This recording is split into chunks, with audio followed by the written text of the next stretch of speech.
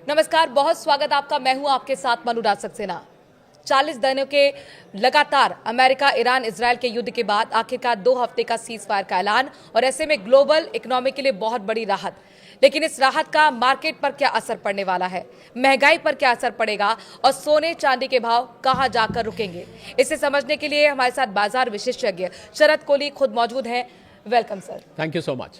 तो मार्केट किस तरीके से रिएक्ट कर रहा है सीज फायर का, क्योंकि क्रूड ऑयल का जो हमने देखा 15% डाउन हो गया है जैसे ही सीज फायर का ऐलान ट्रंप की तरफ से किया गया। बिल्कुल, मार्केट ने तो स्वागत किया है। अगर मार्केट देखें अब आज जो बंद हुई है, करीब भारतीय मार्केट निफ्टी की बात करें 950 पॉइंट, मैंने इतनी बड़ी तेजी एक दिन में नहीं देखी। मार्केट बहुत जल्दी रिएक्ट करता है मनु, ये ध्यान देने वाली बात है। और मुख्य कारण मार्केट का रहा युद्ध की समाप्ति का तो रहा ही रहा, पर आपने जो बात बोली कि क्रूड ऑयल की कीमतें नीचे आने से, जो क्रूड ऑयल $110 से भी ऊपर भाग रहा था, वो $100 से नीचे आ गया एकदम से, करीब $95 के आसपास आ गया। उस कारण से मार्केट ने स्वागत किया, क्योंकि ये क्रूड ऑयल की बढ़ती कीमतें महंगाई को बढ़ावा दे रही थी। क्रूड ऑयल की बढ़ती कीमतें मंदी की आहट को तेज कर रही थी। तो मुझे लग रहा है मार्केट को राहत मिली है कि हमारी इनपुट कॉस्ट अब कम होगी, तो हमें अब उतना नुकसान नहीं होगा जितना होना चाहिए जी। और जाहिर तौर पर 3 पॉइंट्स का उछाल भी हमने स्टॉक मार्केट में देखा, निफ्टी में देखा। बिल्कुल। तो कुल मिलाकर क्या ये माना जाए कि जो अब तक नुकसान हुआ था 40 दिनों का, उसकी भरपाई अब हो पाएगी, रिकवर कर पाएगा मार्केट? देखिए, भरपाई तो तब हो पाएगी जब फंडामेंटली भरपाई होती है, यानी कि जो नुकसान हुआ है अभी तक, इंफ्रास्ट्रक्चर का नुकसान हुआ। और मनु, हमें ये नहीं भूलना चाहिए कि बहुत सारा इंफ्रास्ट्रक्चर वेस्ट एशिया में बहुत लंबे समय के लिए डैमेज हो गया है। कतर का वो गैस प्लांट जो बोल रहे हैं कि 3 से 5 साल लगेंगे। तो अब इसमें एक बहुत ज़रूरी बात जो मैं बताना चाहता था कि जब युद्ध शुरू हुआ था तो क्रूड ऑयल की कीमत $70 और उससे भी नीचे थी। अब ये $95 को हम अच्छा मान रहे हैं, पर अभी भी ये $25 प्रीमियम पे है। तो अगर हम सीधी बात करें कि आप जो हमें इस टाइम देख रहे हैं उनको फ़ायदा नुकसान क्या होगा, तो अभी भी ये प्रीमियम पे है। तो मैं अगर इसको आसान भाषा में कहूँ तो अभी भी ये महंगाई की तरफ ही ये नंबर्स आ रहे हैं। इसको और नीचे जाना पड़ेगा, कम से कम 70 नहीं तो 75-80 के आसपास आना पड़ेगा, तब जाके हमें कहीं महंगाई से राहत मिल पाएगी। तो वो कितना वक्त लग सकता है? क्योंकि हमने देखा मेडिसिन महंगी हो गई थी, जो भी रॉ मटेरियल आयात होता है वो जाहिर तौर पर इसका असर पड़ा था। इलेक्ट्रॉनिक आइटम महंगे हो गए थे, यहाँ तक कि वाटर बॉटल जो हम पानी की खरीदते हैं जिसमें इस्तेमाल होता है कच्चा माल, वो भी यहाँ पर महंगा हो गया था। और तो और हम चाय लेने जाते थे तो वो 10 की हमें 15 पे करना पड़ता था। उबला हुआ अंडा वो 20 रुपये हो गया था। कमर्शियल गैस के सिलेंडर, LPG सिलेंडर, आज तो मैंने PNG के भी देखा कि दाम बढ़ गए हैं। तो ये जो अब महंगाई है ये कब तक स्थिर हो पाएगी? देखिए, कुछ लोग तो बहती गंगा में हाथ धो रहे थे। हाँ। अब जो चाय का कप महंगा हो गया तो मैं समझता हूँ ये तो जाती है, क्योंकि चाय का उससे कोई लेना देना नहीं। चाय भारत में बनती है, चीनी भी भारत में बनती है, पत्ती भी। लेकिन वो वेंडर्स का कहना था कि भाई हम तो ब्लैक में ले रहे हैं तो सिलेंडर हमें नहीं मिल पा रहा है। सिलेंडर की वजह से कमर्शियल वो ठीक है, महंगा हुआ, दिक्कतें हुई। मैं समझ गया। पर देखिए, अभी पहली बात तो इसमें यह है कि क्या ये सीज फायर टिक पाएगा मनु, बहुत जरूरी बात। क्योंकि ट्रंप साहब तो दिन में 3 बार बदलते हैं, और इन्होंने जो ये वापस लिया है, तो मैं यहाँ पर एक आपकी इजाज़त से ज़रूरी बात, 10 पॉइंट का एक प्लान दिया ईरान ने, और ट्रंप साहब की एक ही शर्त थी कि आप स्ट्रेट ऑफ हॉर्मुज खोल दीजिए। तो स्ट्रेट ऑफ हॉर्मुज खोलने का मतलब था, वो तो पहले ही खुला हुआ था युद्ध से पहले, वो तो इनके इस युद्ध की वजह से बंद हो गया था। पर जो ईरान ने जो पॉइंट्स दिए, बहुत सारे पॉइंट दिए, उसमें से 2 पॉइंट का सिर्फ मैं जल्दी से जिक्र करना चाहूंगा। पहला कि आप अपना न्यूक्लियर प्रोग्राम छोड़ देंगे, क्या ट्रंप साहब अपने आप को उसके लिए मना पाएंगे? दूसरी सबसे बड़ी बात वो ये कह रहे हैं कि आपने हमारे यहाँ जितना भी नुकसान किया है उस सब की भरपाई आप करिए। तो मेरे अनुमान के हिसाब से तो मनु $500 बिलियन से भी ज्यादा का नुकसान हो चुका है। अभी तो वहां ग्राउंड रियलिटी जाके देखी जाएगी, इससे ऊपर ही होना है। तो क्या ट्रंप साहब के पास इतना पैसा है? अमेरिका की तो पहले ही हालत खराब है कि वो पैसा दे पाएंगे। तो इसलिए इस सीज फायर का टिक पाना ये बहुत जरूरी बात है। तो अभी हम मैं क्वेश्चन कर रहा हूँ, और एक और बात पे मैं क्वेश्चन कर रहा हूँ मनु, और ये बड़ी आपको ऑब्वियस सी बात लगेगी। जो मीडिएशन करा रहा है वो पाकिस्तान है। ये तो ऐसा ही हुआ, कोई डकैत था, वो ये कहने लगे कि आओ हम शांति का पाठ पढ़ाते हैं कि लूटपाट कैसे नहीं करनी चाहिए, हम आपको ये सिखाते हैं। पाकिस्तान कर रहा है, सोने पे सुहागा, खुदा खैर करे कि पाकिस्तान। तो मुझे लग रहा है कि ये मामला जब तक 15 दिन बीत नहीं जाते, और मुझे तो 15 दिन भी बहुत लंबे लग रहे हैं, क्योंकि ट्रंप साहब बात बात में पलटते हैं, रात को सोते टाइम कुछ और होते हैं, सुबह कुछ और कुल होते मिलाकर हैं, आप तो दो अभी factors सेलिब्रेट यहाँ नहीं पर- करना चाहिए। दो फैक्टर्स गिना रहे हैं, जी। एक तो यहाँ पर ट्रम्प की पर्सनालिटी जो कि अनप्रिडिक्टेबल है, दूसरा पाकिस्तान कान का की यहाँ पर मध्यस्थता। मीडिएटर, जी, तो वो क्वेश्चनेबल है। जी। तो अब आप कह रहे हैं कि अगर सीज फायर नहीं टिकता है, सपोज कर लीजिए, तो क्या महंगाई पर खतरा बरकरार रहेगा? फिर तो वापस आ जाएगा। अगर ये नहीं टिकता है तो ईरान क्या करेगा मनु, वो स्ट्रेट ऑफ हॉर्मुज को फिर बंद कर देगा, फिर बंद कर और जैसे ही स्ट्रेट ऑफ हॉर्मुज बंद होगी, क्रूड ऑयल के दाम फिर ऊपर चढ़ने लगेंगे।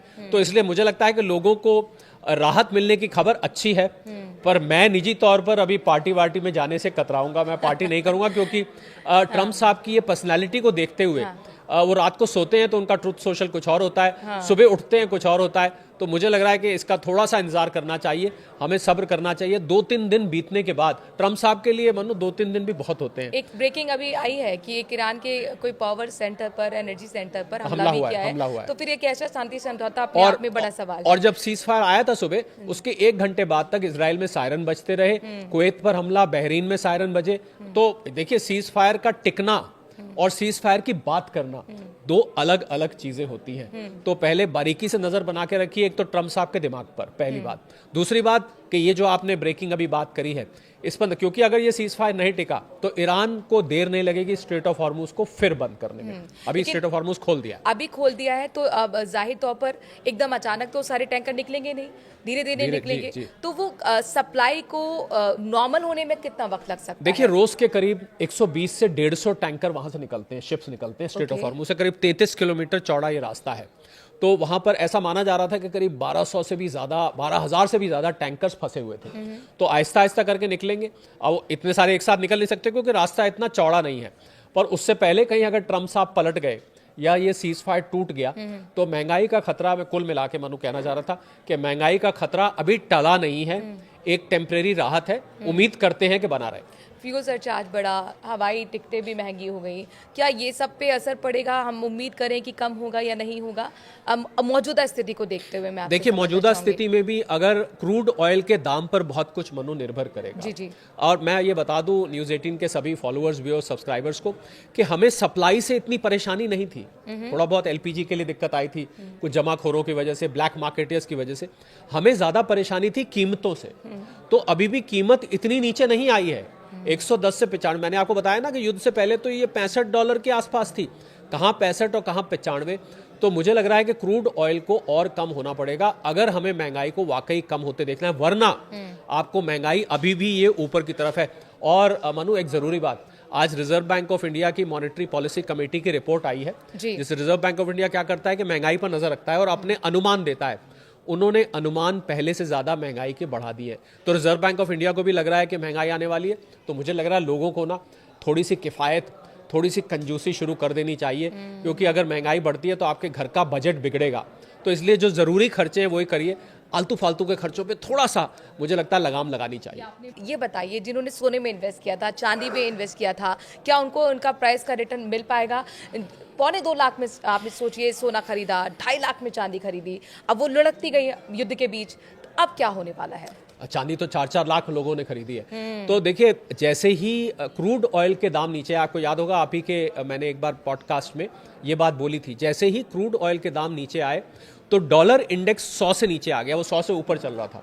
उस डॉलर इंडेक्स के मनु नीचे आते ही बॉन्ड यील्ड्स कम हुए और सोना एकदम, जो कि $4600 के आसपास था, बढ़ के $4800 के आसपास पहुंच गया है। तो अब आपने देखा कि ये जो डॉलर इंडेक्स और क्रूड ऑयल का क्या रिश्तेदारी चल रही है। तो मुझे लग रहा है कि अगर यहाँ से क्रूड ऑयल नीचे जाता है तो सोना आपको वापस ऊपर जाता देखेगा। पर जरूरी बात सोने चांदी के शौकीन लोगों के लिए कि सोना चांदी वैसे ही आपको 2 साल में ऊपर जाता दिखेगा। ये क्रूड ऑयल से अपनी रिश्तेदारी को कभी ना कभी तोड़ेगा और तोड़ के ऊपर निकलेगा। और युद्ध कब तक चलेगा, कब तक ये सब होगा, अल्टीमेटली डॉलर ने कमजोर होना ही होना है मनु, ये मैं यकीनी तौर पे आपको कह रहा हूं। और सोने चांदी ने ऊपर जाना ही जाना है, समय लग सकता है, इसलिए थोड़ा थोड़ा करके लें और लंबे वक्त के लिए। एक वक्त तो ये था, जैसे हम लोग जिक्र भी कर रहे हैं कि चांदी 4 लाख पहुंच गई थी, सोना 2.25 लाख पर पहुंच गया था, तब कहा जा रहा था कि सेफेस्ट इन्वेस्टमेंट है और स्टॉक मार्केट में भी लोग इन्वेस्ट ना करके इसमें इन्वेस्ट कर रहे हैं।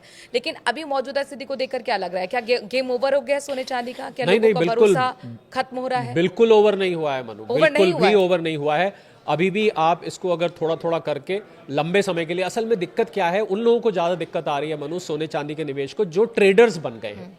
यानी कि जो 1 महीने 2 महीने के लिए ले रहे हैं, अगर आप 2 से 5 साल का नजरिया सोने में रख के चलेंगे, आपको सोना चांदी निराश नहीं करेगा। हालांकि ये मैं कहना चाहूँगा, हम किसी को निवेश करने के लिए इंसाइट नहीं कर रहे, आपको अपने फाइनेंशियल एडवाइजर से सलाह लेनी चाहिए, पर सोने का ट्रेंड ऊपर को है। और देखिए, एक मज़ेदार बात आपको मैं बताता हूँ कि ये जो क्रूड ऑयल के दाम है, ये सोने को ऊपर नहीं जाने दे रहे थे और निवेशक इसको नीचे नहीं आने दे रहे थे, तो इसलिए सोने में अंडर करंट जो है, नीचे की जो सरफेस है, वो तेज़ी की है और मुझे लग रहा है ये ऊपर जाएगा ही जाएगा। यानी कुल मिलाकर रिटर्न मिलने वाला है, तो निराश आपको होने की जरूरत नहीं है। क्या अभी राइट टाइम होगा इन्वेस्ट करने का सोने चांदी में? बिल्कुल, मुझे लगता है अगर आप थोड़ा थोड़ा करके ले रहे हैं, पहली बात, एक साथ सारा पैसा मत डालिए, ये मैं बार बार जोर दे के कहता हूं। मान लीजिए आपके पास 2 लाख रुपए हैं, तो 20-20 हजार रुपए के 10 हिस्से बना लीजिए और जब जब नीचे आए, हफ्ते बाद, कभी 10 दिन बाद, कभी 15 दिन बाद, इसको लेके रखिए और कम से कम 2 साल का नजरिया रखिए। फिर आप और हम यहीं पर होंगे और तब लोगों से पूछेंगे कि उन्होंने क्या खोया, क्या पाया। युद्ध के लिए जैसे सीज फायर का ऐलान ट्रम्प की तरफ से किया गया, एकदम उछाल स्टॉक मार्केट, शेयर मार्केट में देखा 3 पॉइंट्स का हमें उछाल देखने को मिला है। तो क्या ये सटोरियो का है गेम? इसके पीछे की इनसाइड स्टोरी भी समझाइए। बिल्कुल, देखिए, क्या हमें सोच समझ के इन्वेस्टमेंट करना चाहिए? फिर ऐसा लगता है कई बार मनु के स्टॉक मार्केट छोटा सा बच्चा है। छोटी सी अच्छी खबर आती है और बच्चा, आपने देखा होगा, इतना खुश होने लगता है, और छोटी सी दुख भरी बात होती है, उसके हाथ से कुछ छीन लीजिए, एकदम से रोना शुरू कर देता है। ये शेयर मार्केट कभी कभी ऐसे ही बिहेव करता है। 950 पॉइंट का उछाल इस खबर पे, क्या शेयर मार्केट ट्रम्प साहब के दिमाग को नहीं जानता है? क्या ट्रम्प साहब को जानता नहीं कि वो पलटी मारते हैं? मुझे लग रहा है इस समय शेयर मार्केट में आंख बंद करके छलांग नहीं लगानी चाहिए। अगर आप शेयर मार्केट में आना चाहते हैं तो 10 साल का नजरिया रखिए, 5 से 10 साल का, और वहां भी आप थोड़ा थोड़ा करके लगाइए। परंतु कंपनीज की चॉइस ऐसे होनी चाहिए मनु, जैसे कि एक अरेंज्ड मैरिज में कोई रिश्ता ढूंढा जाता है, परिवार देखा जाता है पीछे कैसा है, लड़की लड़का कुछ कमाते हैं कि नहीं कमाते, उनके ऊपर कोई केस तो नहीं चल रहा, उनकी रेपुटेशन कैसी है, उसका भविष्य कैसा है। अगर आप वाकई में ये सब देख के शेयर का चयन करेंगे ना, तो कभी गलत साबित नहीं होगा। चूंकि आप एक्सपर्ट हैं मार्केट के, तो जरा पोर्टफोलियो भी हमारे दर्शकों को बता दीजिए कैसा होना चाहिए, ताकि वो निराश ना हो पाए आगे जाकर। बिल्कुल, आपके पोर्टफोलियो में बैलेंस्ड होना चाहिए। मुझे लग रहा है इस समय जो सबसे अच्छे लेने वाले हैं मनु, वो डिफेंस के शेयर्स हैं। पर देखिए, शेयर्स का चयन बहुत समझदारी से करना है। डिफेंस में ये नहीं कि कुछ भी उठा लिया। FMCG, fast moving consumer goods sector है, वो अच्छा सेक्टर है। रिन्यूएबल एनर्जी बहुत अच्छा सेक्टर है। और बैंकिंग फाइनेंस इस समय काफ़ी पिटे हुए हैं, क्योंकि जब गिरावट आई, तो अगर आप इसमें भी अच्छी वैल्यूएशंस वाले बैंक्स या कंपनीज लेंगे तो आपको वो आगे जाके अच्छा। मैं बार बार जोर देके कह रहा हूँ कि कंपनीज का चयन बहुत समझदारी से करें। ऐसा कई दफ़े होता है मनु, के चढ़ते हुए सेक्टर में कोई कंपनी ले लेते हैं, पर वो कंपनी नहीं चढ़ती, सेक्टर चढ़ जाता है, पर वो कंपनी का शेयर वहीं का वहीं फंसा रहता। तब आदमी सोचता है यार क्या हुआ, सारा सेक्टर चल रहा है, मैंने ही जो लिया था वो नहीं किया, क्योंकि कंपनी का चयन आपका ठीक नहीं था। इसलिए कंपनी का चयन किसी एक्सपर्ट से पूछ के, अगर आपको नहीं आता है तो वहाँ से करिए। बहुत बहुत शुक्रिया, thank you for valuable suggestion sir. और इस एपिसोड में अभी के लिए इतना ही। कोई सवाल आपके मन में अगर मार्केट को लेकर है, ट्रम्प को लेकर है, युद्ध को लेकर है, कमेंट के जरिए अपनी बात जरूर रखिए। उम्मीद करेंगे, कोशिश करेंगे आपके सवालों का जवाब देने के लिए। बाकी खबरों के लिए बने रहिए न्यूज़ 18 के साथ। नमस्कार।